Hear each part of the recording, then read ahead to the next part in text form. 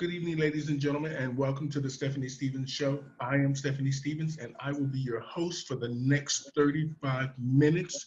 Today, our show is about animal activism and the pandemic. And we asked somebody to come on the show tonight from the Green Party. So I have a very good friend of mine I've known for many, many years. He ran for city council in 2010, and his name is Dean Marr. And I just want to say, how are you, Queen? How you Hey! doing? Oh Thank my you for God, coming to my show and helping me with my journey. You know, I'm trying to do my thing. you're amazing. I've known you for so many years. I've known you in the bar scene. I've known you on the pageant scene, and now you're here on TV, on Yeah, look Zoom. at This is that. amazing, Look at absolutely that. amazing. The world Thank you. needs Stephanie Stevens online. I know that's right. Now, like you said, me and you have known each other a long time. We How have. do you see now? You know what we're going through now with the pandemic and the Mhm. protests. How do you see, and also the drama that's going on within the gay community itself, with all the camp embankments going up around the city and the parks? What do you think is happening there? If I just want to go back to one thing, I just think it's sad that we have to social distance and self-isolate, but we need to because it's a pandemic. But my Mhm. problem is that how are the people who are in those tents and encampments, how are they actually dealing with their social and addiction and mental health issues because they can't see anybody? And that's what we have now, is that we have these tents go up, but people are so isolated, but people want to get out and meet people and talk to people about their issues and so forth, but there's nobody to do it right now. And we all know why. It just makes sense. We need to stay safe. But Mhm. it's we're like at a rock and a hard place. How do we help people and do this? And we do it online, but you know, when it comes to those type of issues, it's hard to actually open up with people about your issues when you do it online because you're still sort of isolated. But it's the only thing that we have right now. But I'm hoping that things are going to change soon because, as you know, things are starting to slowly open. But we still need to be safe. But I Mhm. just can't wait for the day where we can actually just, run out and just hug each other. The good old days. I know that's right. But anyway, now I know that you are an animal activist. I am. Now, Yes, I can am. animals catch the corona? I've heard some animals do, but they say that that's not really an issue. And Hmm. wait, and the funny thing is, though, here's one of the things I learned, though, with social distancing and your animals. When you're Hmm. walking your dog down the street and you're holding the leash, that's like more than 6 feet. So it's like, everybody's social distancing except for the dogs. And that's how we Hmm. still keep in touch with people. Your dog, your leash is extended, my leash is extended, and we can still say hello, but we're still far apart. And yes, I am an animal activist. And one of the things that I actually did do to become an animal activist is that here in Toronto, back around 2010, I Hmm. was running for city council. Let's be honest. I think you knew me back then too. There wasn't a chance in hell. But I did have a cause though. I wanted to ban the sale of cats and dogs in Toronto pet shops. Because you Hmm. see those cute little puppies and kittens and people buy them. You think of the Paris Hilton thing where they put it in their purse and then they toss it away type of stuff. But I Hmm. thought, you need to go to like a shelter or a breeder or something. You just need to see what the parents of the dog look like. If you have a crazy dog, you have a crazy puppy. Hmm. So I did that, and that's how I became animal activist. We actually in 2011 here in Toronto, we banned the sale of cats and dogs in front of pet shops. And now you can only go into a pet shop if you want to adopt from a rescue or a shelter, or you need to go to people's home if you get from a breeder. So it's a lot nicer for people to actually see a dog in a more happy, healthy setting. And Hmm. my own dog, she was the one that motivated me to do it. Well, Just out of curiosity, do you have a cat or a dog? no, no, no, no. I'm not very good with animals. I have problems with the two-legged ones. I mean, I'm not home enough to have a pet. So, and I live alone. So who's the pet gonna be here with? If I'm out on the road all the time hustling, if you know what I mean. I know. Um, I heard some gay men like to have pet chickens. oh, I don't know. I mean, if I was to have an animal, I'd probably have a donkey. I'm just kidding. Like the one in Shrek that talks to you. Somebody to carry the suitcase to the show. Hello.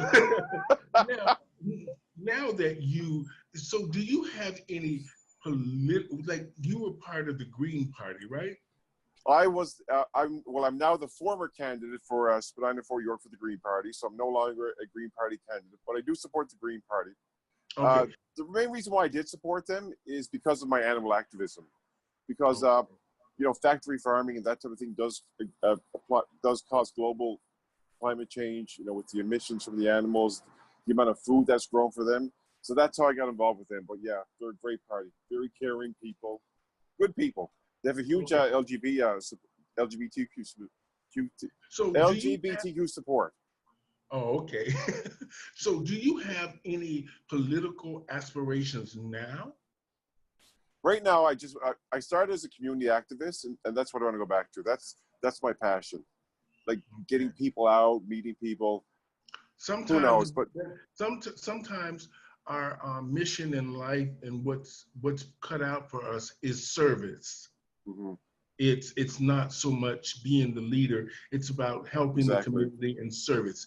Now, as you see in the last, let's just say in the last 10, 15 years, our community, the decline in the closing of the bars, the decline of just the condition of our community. What do you think is happening? You know what's funny? When you and I were in our prime, we're still in our prime. Thank you, Dean. Thank you very much for reminding me. Back when the Golden Girls were on prime time in the 80s. But when we were younger, we went to bars. We went out to meet. You didn't go online to meet people. You went to the coffee shop. You went to the bars. Sometimes you got lost late at night out in places. But we met people. And now it's all, Grindr and this and everything and Scruff or whatever have you. But people are meeting each other online and they're bypassing the part where they get to meet you. Now, before you meet someone, you've seen everything. You've seen from head to toe and in between and inside, outside. Yeah. Before, you go to the bar, you dance, you have a few drinks, you get a bit tipsy, and you see them in the red light, and my God, they look good. Yeah. You didn't get excited or depressed till you saw them at home. But like those things don't happen now. Like the social interaction is more so like text messaging versus going out and saying, "Hey, I'm so and so. These are my friends." Going out drinking and that sort of stuff, and dancing and having fun and going eating after. Like those things don't happen. And I think it's reflecting in the bars where people are going out later and later. Like right now, when the people go out, you and me are getting ready for bed. Yeah. I know that's right. I mean, trust me, I'm an old lady. Around 7 o'clock, it's time to roll up. There you go.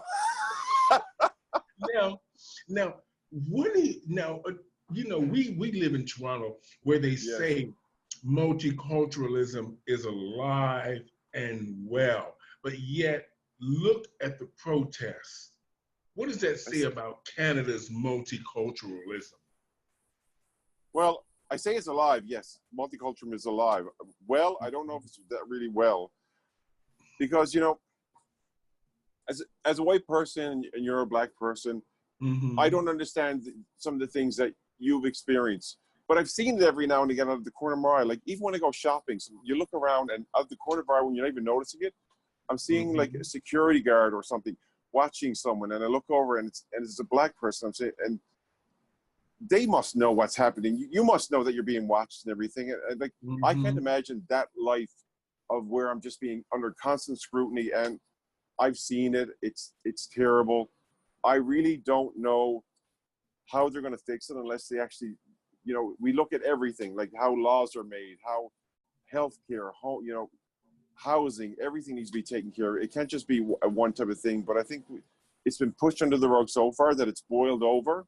And you've seen stuff already, like when police they do things, and it's so everything's always self-defense.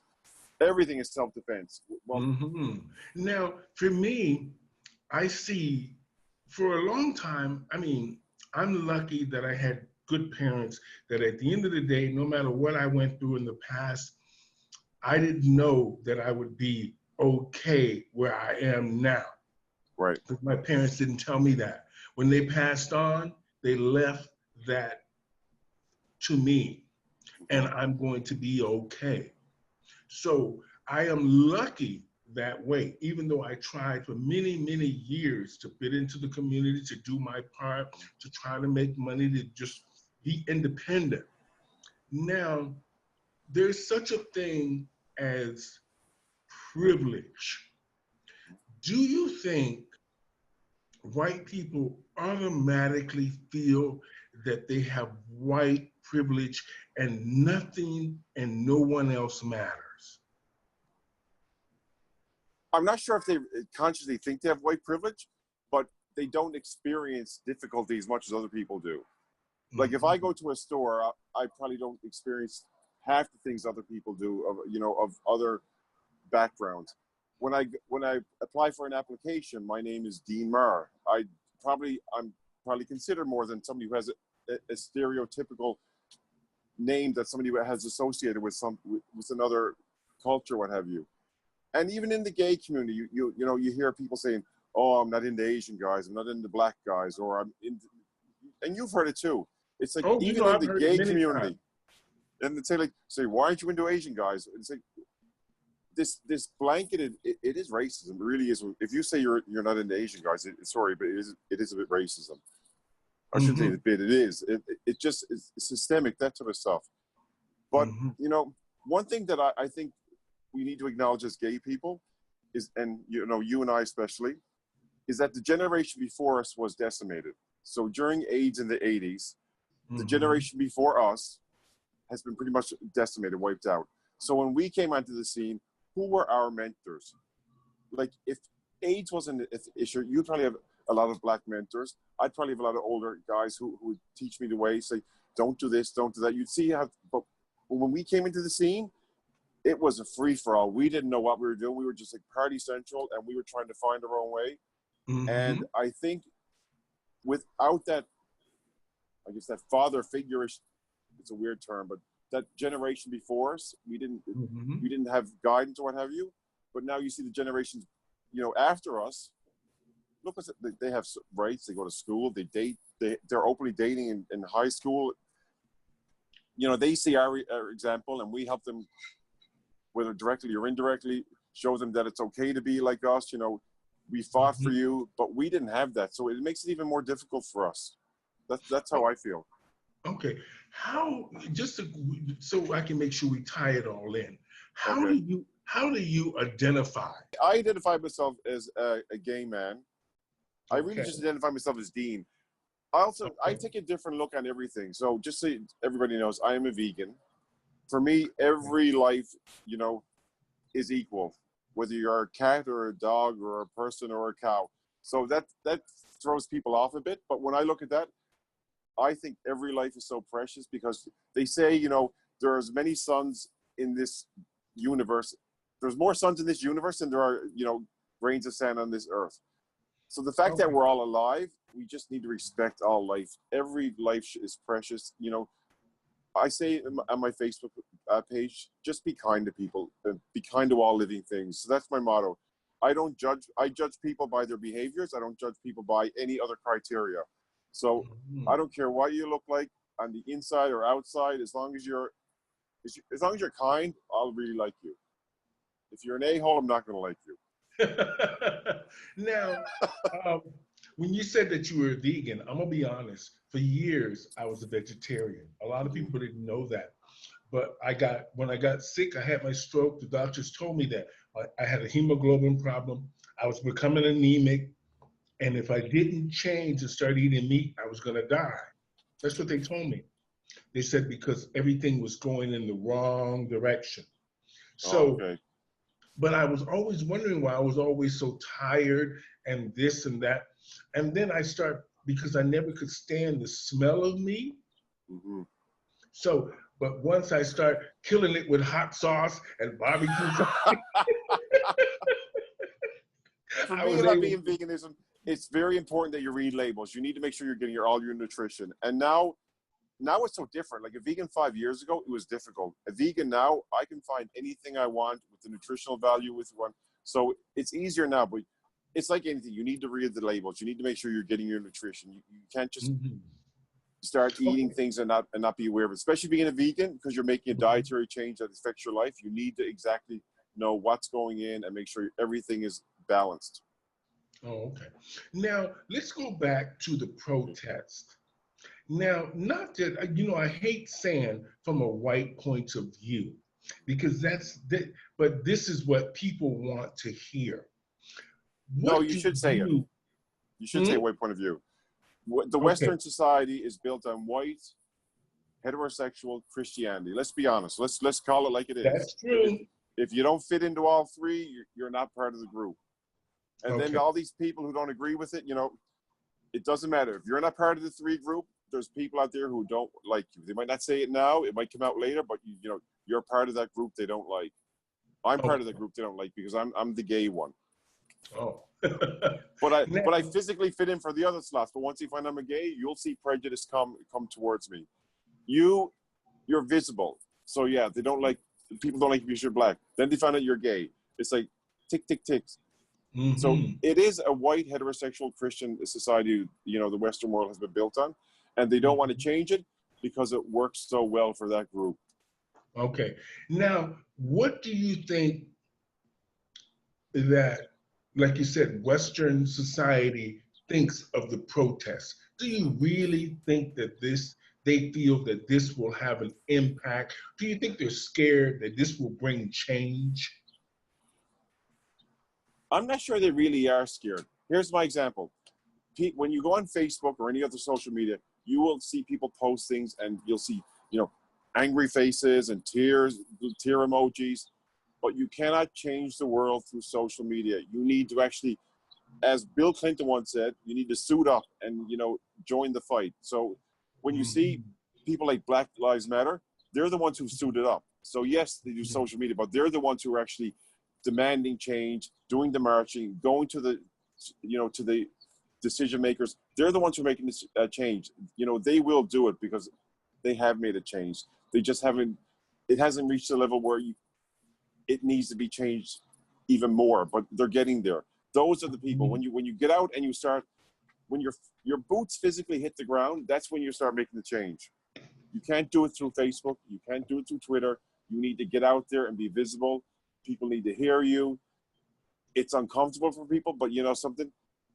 When is change ever comfortable for people? Look what Okay. gay people. Look what we did as gay people. hmm You need you, Now you need to ruffle feathers. that that's a Ruffle a good lot of point. them. That uh, you're right. Now, do you feel as do you feel or do you think Western society feels like they're unsafe? Like this is not a good thing as far as their safety goes. I think people feel safe. I think media and groups who want to agitate, and they're the ones who are throwing out the unsafe type of thing. Perfect example, when you watch on the news, especially some of these right-wing media people, and you hear about them talking about we need to protect the shops. Like hmm people's lives are being killed. Like somebody died from having somebody on his neck for 8 minutes. You know, the Gap can put up a new window in their store. You can't bring back a person who was just killed. So, hmm that's the story that some right wing media are putting out there. You just need to ignore. You need to keep going out. You need to ruffle the feathers. You need to get people upset because that's how change is made. And yes, they are going to make changes because people are just so fed up. When you look at this pandemic is a changing point, I believe, because right now people have lost their jobs. They've lost hope. And when you have people who've lost hope and they're being oppressed and the system isn't working for them, it's hmm like, enough is enough. What do you have to lose? Right now, you're going to go out there and you're going to fight. You're going to say, you're going to listen to me. Sorry, it's hmm upset. The people who are breaking the windows, those people are not part of the fight. But something you can deal with them on your own time because we're not stopping with our protests. We're going to make you hear us.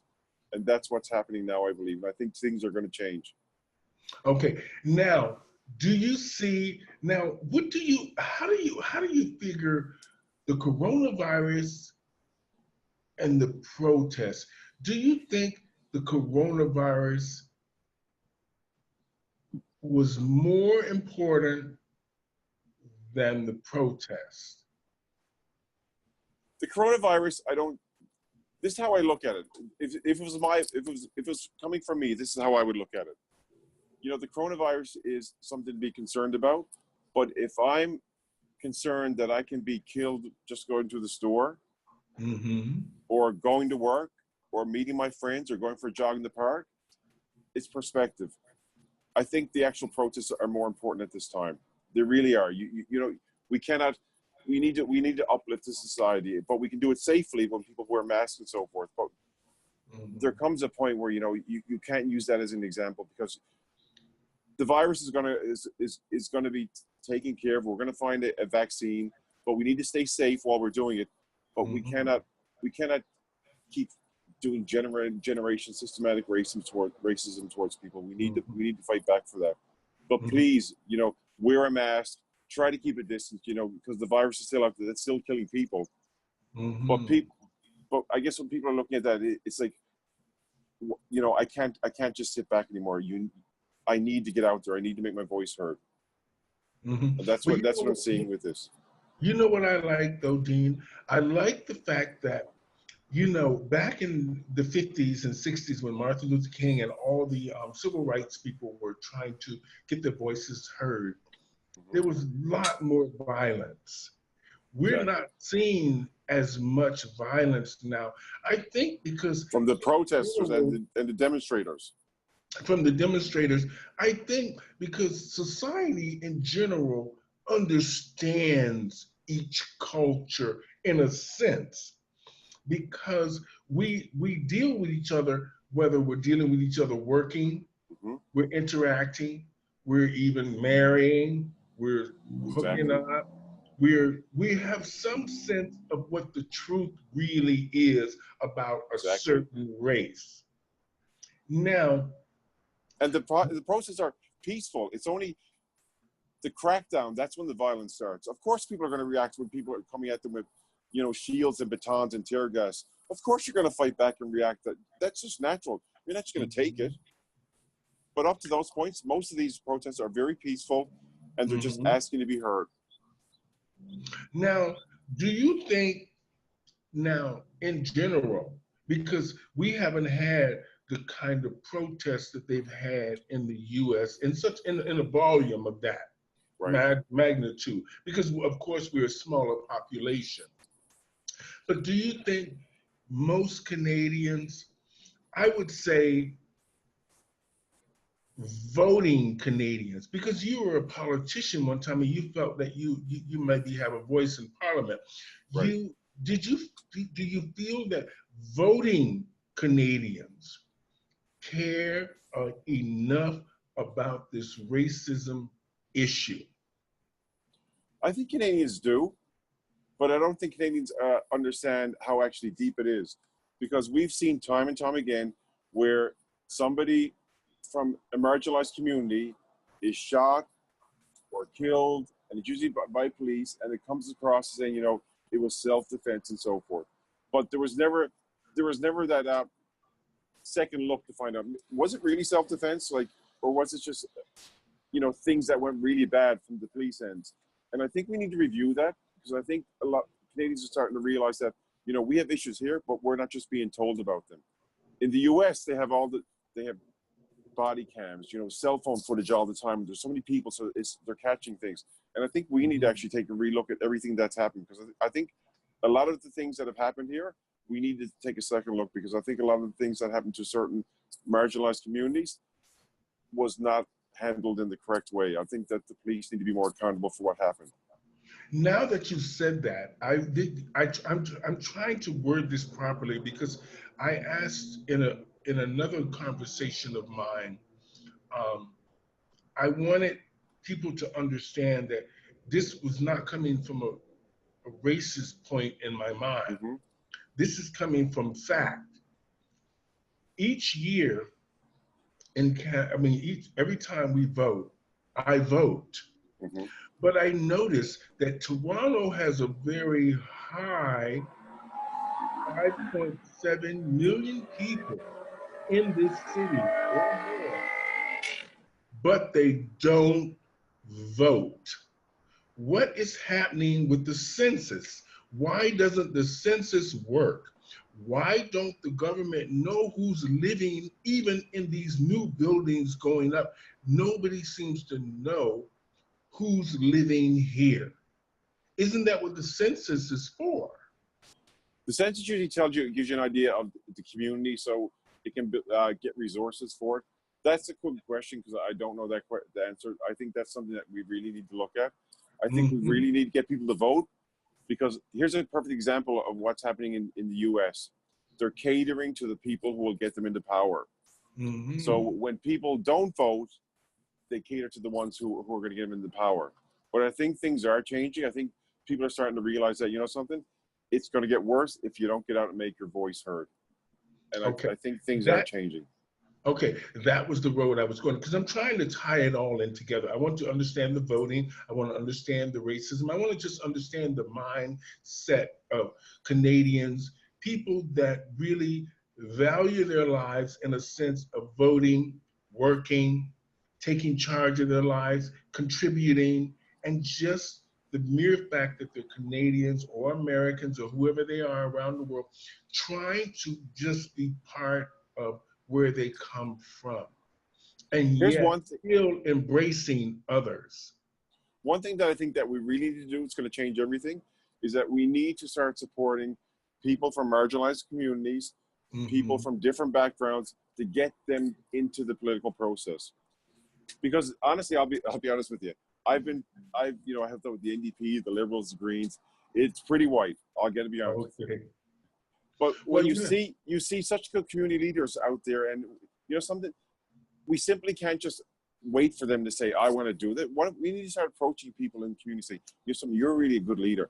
You should consider running. Let us help you. We'll help you build up a team. You're such a great leader, for this community.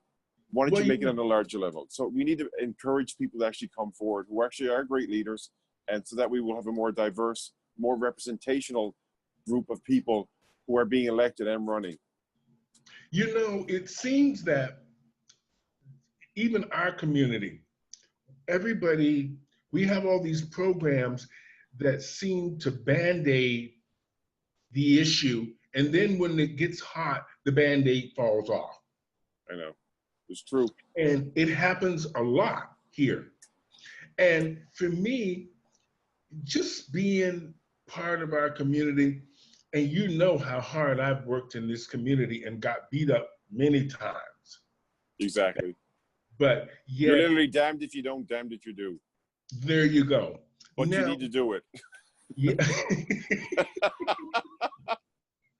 you got to toil on. I I mean, know. I'm lucky now. I don't have to do too much, but I have to. My mother said, "You better do something." Well, you are doing You don't have something. to You're do raising too awareness through this medium, and it's important. We just much. need to make Mhm. sure that when it comes election time, instead of just waiting for someone to step up or like a group of people saying, "Oh, you have a good chance of winning," go out, and if we see, a prominent black person who's a really community leader, go up to them and say, something, have you ever thought of it? And if they say no, it's, well, how about what you think about it? Meet some people. We'll raise money for you. Don't worry. We'll get you out there because we need your leadership in the community. Not because you're black, because you're just an amazing leader, but you need to be representative of your community. We need to have a representative of everybody. It can't. If you look at Mhm. Toronto City Council, it's pretty white. Mhm.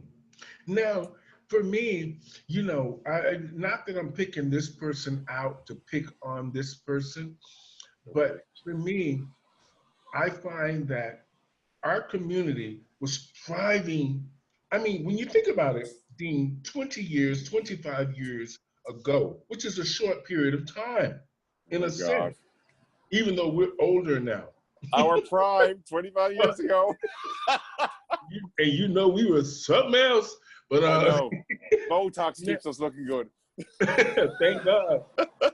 Ooh, Lord, that 6 zeros coming soon. But anyway, now a few of the politicians were from the LGBT pronoun two-spirited community. I'm trying to say it all because somebody corrected me, like I said the other day, on this. I forgot something, and I was like, okay, and here comes an argument. But like I said, a few of the people that were in our community were politicians, and some are now politicians in a sense. Now, there's one particular person that was supposed to be looking after our community, or this is her ward. Okay. And I think I know where you're going. Yeah. So I want to know, we have done so much for her from even when she owned Timothy's. I used to perform for her when she had her photography and museum studios, and did a lot of things for her. And she was good to me, I must say. But she doesn't seem to be able to accomplish nothing on that city council for our community. Here's my answer to Is this. it that these people have gotten so rich and they just don't care about the community anymore? Because to be honest, our community is slowly disappearing. Church Street, the village, is slowly, well, but we consider it dead. You know what we need? Consider the community here dead. So it's not like it's making money anymore like it used to. It's not. Like it's closing down. Yeah. It's not like we have a cause. It's not even like we have a reason to even go on Church Street. So many bad things have happened there now. It's like an embarrassment to even walk down it. Before, we used to be grand and carrying on and acting all silly and all that. And it used to Sometimes it's hard to even be gay on Church Street now. So I don't know.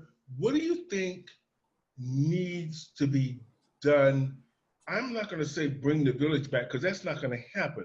But where are the young people to go? What are they to do? These kids are marching in the street now for racism and equal rights and all this stuff. What's going to happen now? We're skipping the month of Pride. So children have an attention span. Tomorrow, they can forget about all of this and be back on social media taking selfies and trying to hook up. I do have a solution. I've always believed in this. I said it before. Term limits. How can, an activist from any other community come in and even make a difference if the sitting councilor has been there 10, 15 years? They know all the donors. People are comfortable with them because they know they're going to predict. But how can you make change when these people just refuse to move on? It's like it's like the car has been sitting idle for I don't know how long. We need to move them up, but they won't go.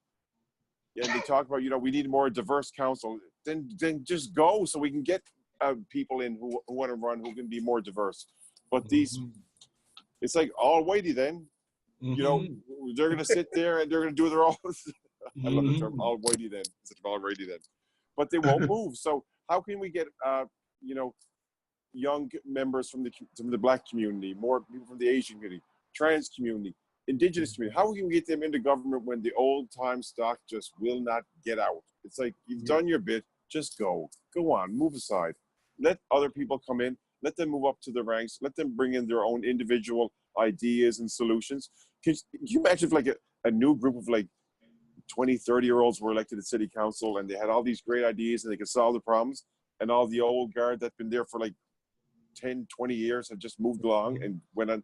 You go into an election for public service. Do your bit and then move on and let somebody else bring in their ideas.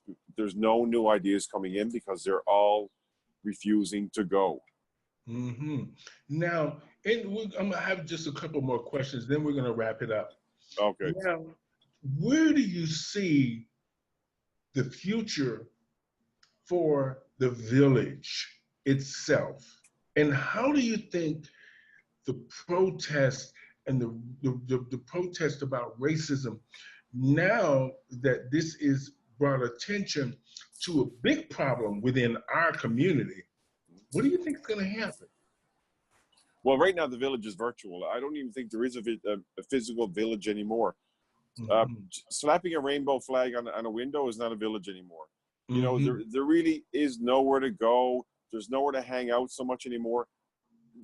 I don't feel like there's a community. We're a virtual community right now. We've lost that basic need or want to connect, because we can do it virtually. We can know everything about everybody, and then we can just go meet them if we want to. But I don't think that the politicians are taking the money that's coming into the city from all these developments and helping us set up spaces where we can meet, where we can congregate, where we can empower people within our community, like the indigenous people, the Black community, the Asian community, the Latina community. We're not even doing that anymore. Like, it's all virtual now. We need to actually start investing back into the community where people can come and feel safe. I feel safe and express themselves and have their ideas acted upon, because I don't see that happening anymore. My God, I would love it if you ran for politics. Oh, thank you, Dean, for coming on. It's always a great pleasure to talk to you. And you're such a cute boy, so it makes it easy for me to talk to you. Or cute man, and it makes it easy for me to talk to you. And I want to just say thank you so much today for enlightening me about your perspective on the whole thing that's going on. You really cleared up a lot of things that, for me and maybe a lot of people, hopefully will learn from our conversation here today, and understand that everybody has a different view about how to improve things and where we should go. And hopefully at the end of the day, people will just do the right thing by get out there.